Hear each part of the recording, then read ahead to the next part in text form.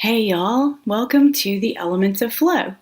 We are going to be learning the posture triangle pose, Trikonasana, today. And it's a continuation from last month's class. So I will post that very last class for you so you can review it. We talked about the actions in the lower body of triangle, and we're going to continue with actions in the upper body too. But first we got to warm up those areas of the body that we're about to use. So come on over to the mat.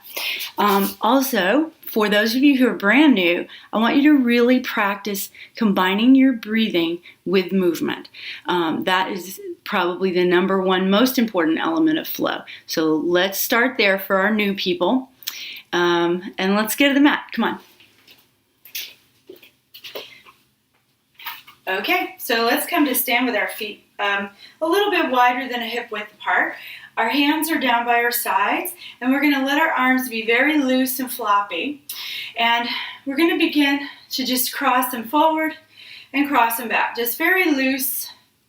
And I want you to start combining the breath with the movement. So inhale through your nose if possible.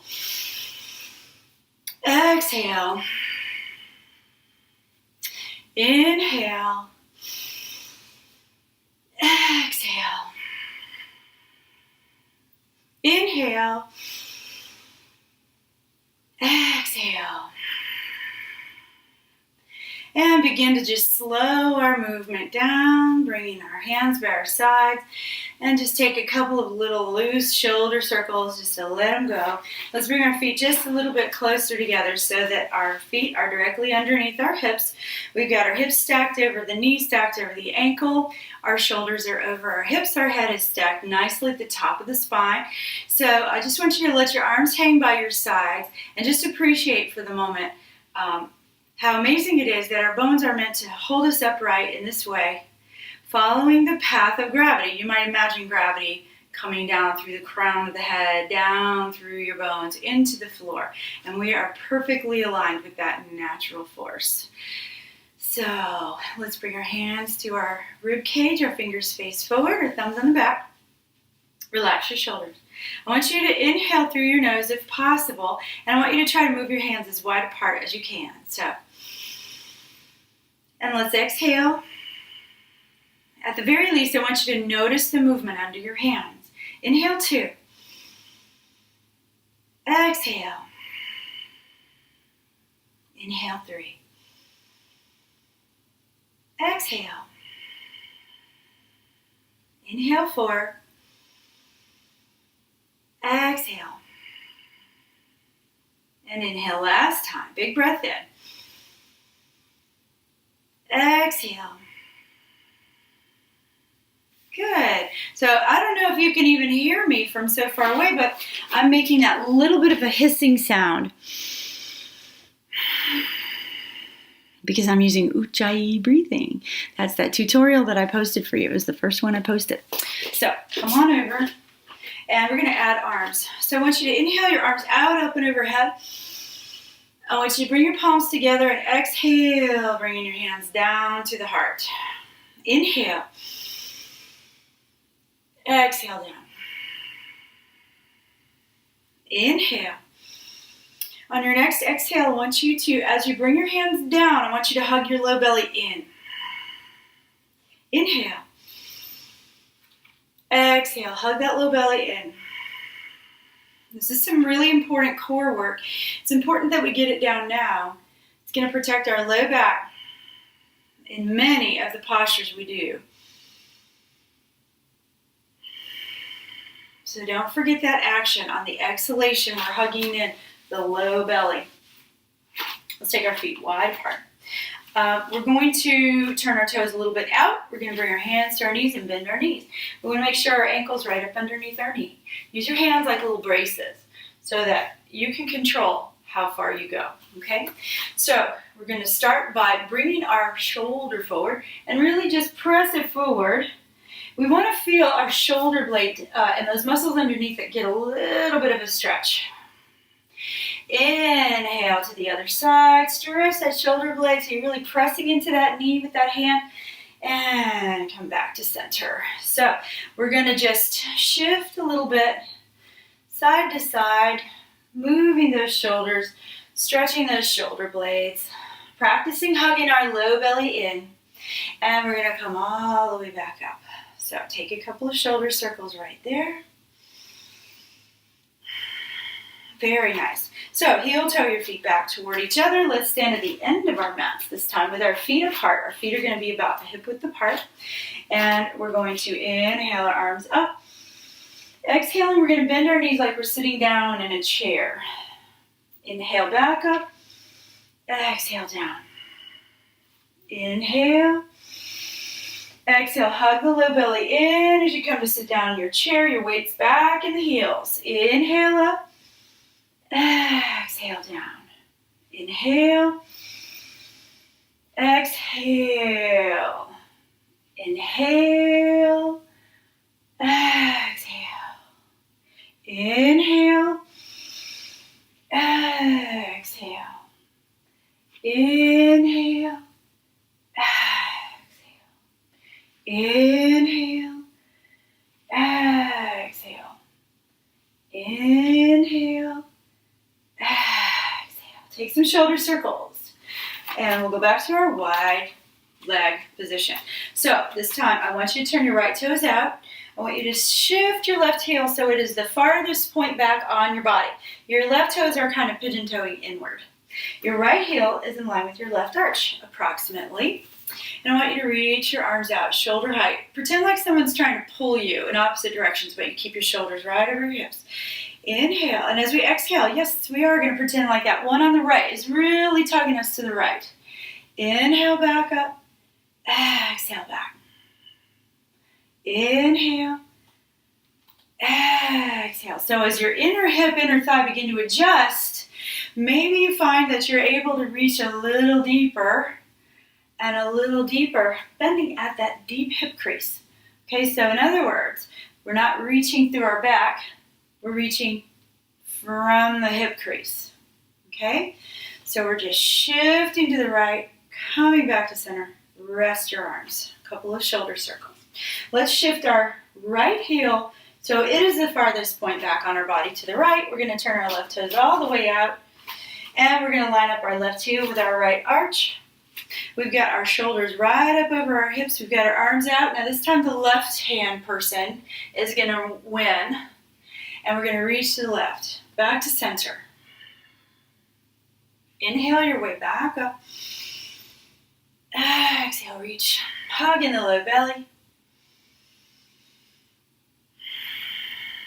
So the hip, you're going to be feeling this inner thigh, deep hip crease. It's kind of a big, it's pretty deep hip work. So forgive and just do the best, whatever it's going to do today is what it's going to do today. So if you go this far, that's fine. If you're going way down, that's fine too. Everybody's got their range. Release your arms, take some shoulder circles. Alrighty, so we're going to pigeon toe both sets of toes inward for a sec. We're going to plant down with those knuckles at the base of the big toe. Just rest your arms.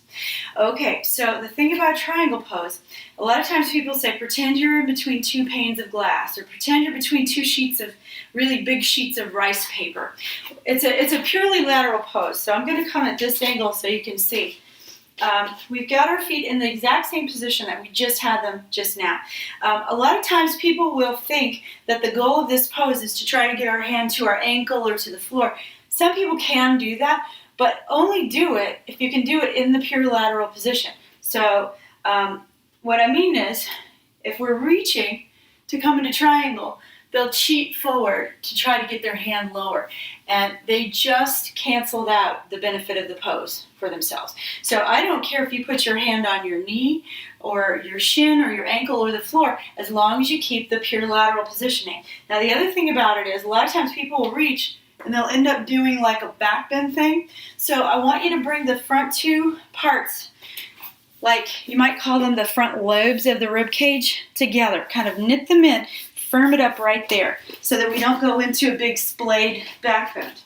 Okay, so back at this angle again. So I've turned my right toes out, turned my left toes in. So the left foot's in like a pigeon toe position, but I'm pressing down with that knuckle at the base of the left big toe. My right thigh is externally rotating as if I'm turning my right kneecap toward the wall behind me. That's going to help me get into the hip crease. It's going to tuck my left bum cheek under, and I'm going to squeeze those muscles at the base of the left seat. So all this going on from the waist down, and then we have the reach. Remember, like the right hand person's winning the tug of war. We're going to shift our hand down. Wherever it is on your leg is fine. And in fact, some people will use a block or a chair in front of them. They'll hold the chair, which is fine, okay? Because it helps preserve the lateral position. So, as for our left arm, we can reach it straight up.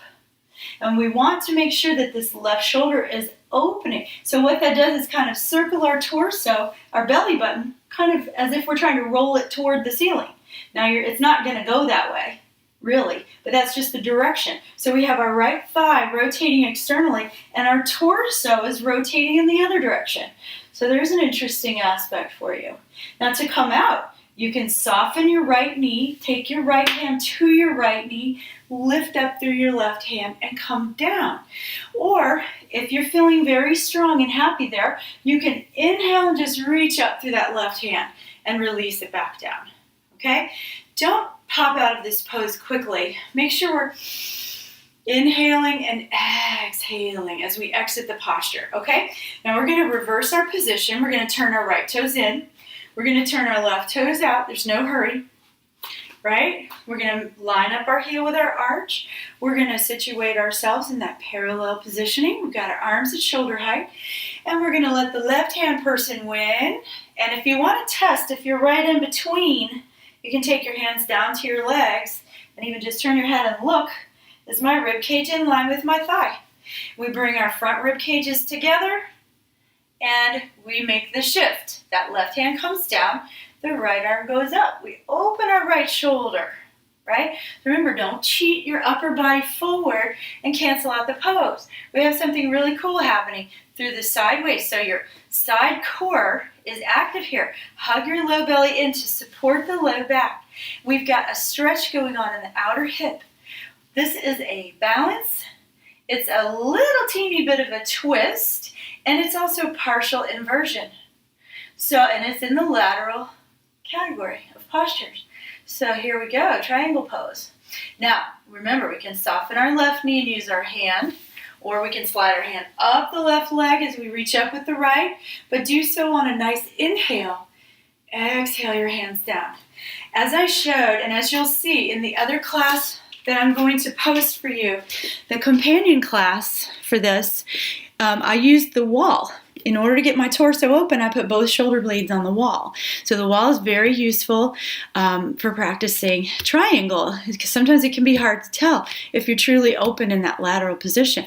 If you practice at the wall, your body will remember how it feels, and it'll be easier to recreate it when you're not using the wall, you're kind of flying solo. So let's reset the back really quick. So I want you to come all the way to the ground.